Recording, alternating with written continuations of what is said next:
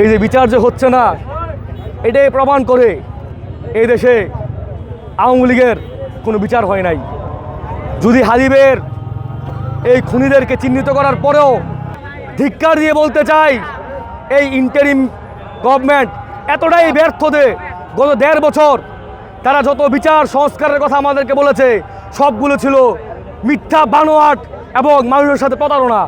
এই দেশের সর্বোচ্চ ম্যান্ডেট নিয়ে যারা এই দেশকে পরিচালনা করছে, এই প্রশাসন এতটাই ব্যর্থ হয়েছে যে আমার ভাইয়ের যে শেষ যে আকুতি ছিল, তার মৃত্যুর পরে যেন যে সে যদি শহীদ হয়ে যায় তার যাতে বিচারটা যাতে নিশ্চিত করা হয়। তো দুঃখের বিষয়, এই বিচারটা এখনও নিশ্চিত হয় নাই।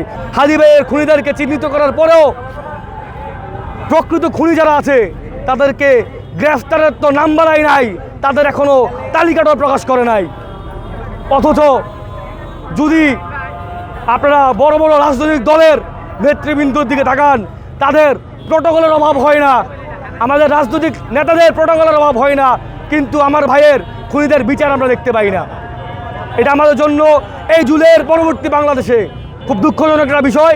এবং আমরা বলতে চাই, আগামীর যে নির্বাচন, এই নির্বাচনকে প্রশ্নবিদ্ধ করার জন্য এই বিচারহীনতাই সর্বোচ্চ দায়ী থাকবে। আমাদের বাংলাদেশের যে বিচারহীনতা যে সংস্কৃতি, সেটা শুধু আজকের না, সেটা আমার জন্ম হওয়ার পর থেকে দেখে এসেছি, তার আগেও পেপার পত্রিকার মাধ্যমে জেনে এসেছি।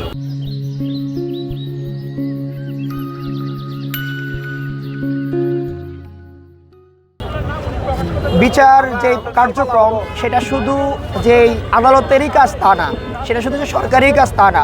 আমরা যখন সরকার বলি, সেখানে পুলিশ প্রশাসন যেমন আছে, গোয়েন্দা সংস্থা যেমন আছে, আদালত যেমন আছে, সবগুলার সংমিশ্রণে ওদের একসাথে একটা প্রচেষ্টার মাধ্যমেই কিন্তু একটা বিচার হয়। কোথাও না কোথাও গিয়ে আমাদের শুধু আমার হাদি ভাইয়ের বিচার না, এর আগে আমরা অনেক বিচারের জন্য এই কুমিল্লার পূবালিতে এসে দাঁড়িয়েছি, সবগুলার একই রকম কেস। কোথাও না কোথাও গিয়ে আটকে যাচ্ছে, কোথাও না কোথাও কোনো না কোনো দালাল আছে, কোনো না কোনো খারাপ মানুষ আছে। সেটা পুলিশে হইতে পারে, সেটা আইনজীবীদের মধ্যেও হইতে পারে, সেটা প্রশাসনের মধ্যেও হইতে পারে, সেটা সরকারের মধ্যেও হইতে পারে। আমার হাদি ভাই সবসময় সিস্টেম চেঞ্জ করার পক্ষপাতী ছিলেন। উনি চেয়েছিলেন বাংলাদেশের যেই আগের যে সিস্টেম, যে বাজে সিস্টেম, সেটা যাতে চেঞ্জ হোক সর্বক্ষেত্রে। এখন আমরা চাই যে হাদি ভাইয়ের যে বিচার আছে, সেই বিচারটার মাধ্যমে বাংলাদেশের যে সিস্টেম আছে সেটা আমরা চেঞ্জ করব। আমরা আমাদের যে একজন মানুষকে মেরে ফেললে 10 বছর, 15 বছর, 20 বছর লেগে যায়, 20 বছর আমরা তার বিচার পাই না। হাদি ভাইয়ের বিচারও কিন্তু সেই পথে যাচ্ছে, কিন্তু আমরা ইনশাল্লাহ সেটা হতে দেব না।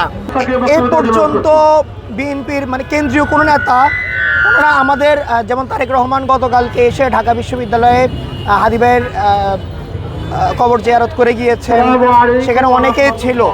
কিন্তু তারা যদি, আমরা মনে করি যে তারা হাদি ভাইয়ের মৃত্যুতে, শহীদি মৃত্যুতে তারা ব্যথিত, কিন্তু তারা যদি এখন এই ওনার নামটা নীলুফার ব্যাপারে যদি তাদের অবস্থান প্রকাশ করতো, আমরা বুঝে নিতাম যে বিএনপি এক্ষেত্রে সৎ আছে। শুধু নীলুফা গত 17 বছর যেমন কোনো ধরনের সমস্যা না করে, উনি টকশো করেছেন, কোনো সমস্যা হয় নাই, আওয়ামী লীগের সাথে আঘাত করে গিয়েছেন, সেই পরিপ্রেক্ষিতে সেই ধারাবাহিকতায় উনি গতকালকে সেই বক্তব্য দিয়েছেন আওয়ামী ন্যারেটিভে। কিন্তু আমরা এটাও ব্যথিত হচ্ছি।